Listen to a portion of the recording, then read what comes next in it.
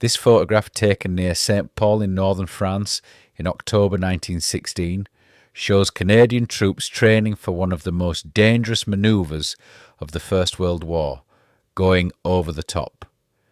The phrase referred to soldiers climbing out of their trenches and advancing across no man's land, often under intense enemy fire.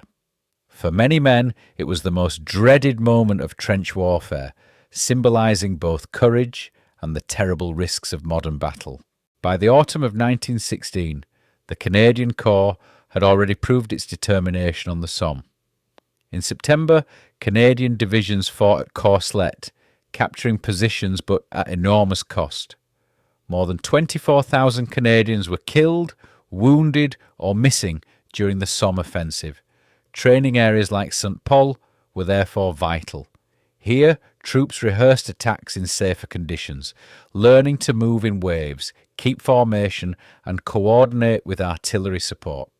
The photograph is staged, but it conveys the reality of what awaited them at the front. Each soldier is equipped with a rifle and bayonet, wearing the distinctive steel helmet introduced that year. Behind them lies the discipline of drill, but ahead lay the uncertainty of war. This image forms part of the American archives of military activities, preserved decades after the war. It is unrestricted in use and catalogued under War and Conflict number 635. For Canada, these men represented a young nation's growing role on the world stage. Within 6 months, Canadian troops would achieve lasting fame at Vimy Ridge.